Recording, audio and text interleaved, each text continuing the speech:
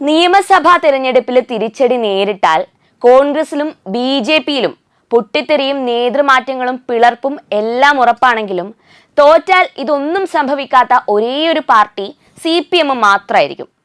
പരാജയപ്പെട്ടാൽ ആ പരാജയത്തെക്കുറിച്ച് ഗൗരവമായി CPM ചർച്ച ചെയ്യുമെങ്കിലും ജനവിധി എതിരായി എന്ന് കരുതി നേതാക്കൾ കലഹമുണ്ടാക്കുകയോ പുറത്തു പോകുകയോ ചെയ്യുന്ന ഒരു സാഹചര്യം എന്തായാലും ആ പാർട്ടിയിൽ ഉണ്ടാകില്ലെന്നത് ഉറപ്പിച്ചു പറയാൻ പറ്റും.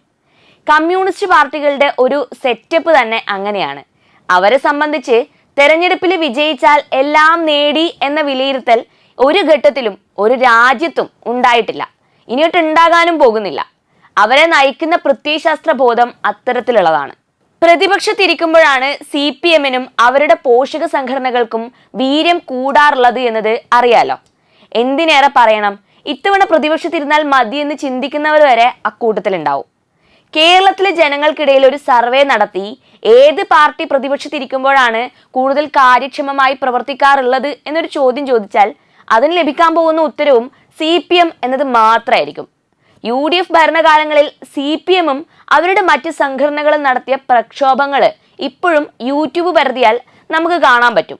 അതുമായി താരതമ്യം ചെയ്യാൻ പറ്റുന്ന ഒരു സമരം പോലും പ്രതിപക്ഷത്തെ ഒരു സംഘടനക്കും ഈ 9.5 വർഷത്തെ ഇടതുപക്ഷ ഭരണകാലത്ത് നടത്താൻ കഴിഞ്ഞിട്ടില്ലെന്നത് പ്രതിപക്ഷത്തിന്റെ വലിയ പരാജയമായാണ് എനിക്ക് തോന്നുന്നത്. VS അച്യുതാനന്ദന് ശേഷം നമുക്ക് പല പ്രതിപക്ഷ നേതാക്കളും ഉണ്ടായിട്ടുണ്ട്.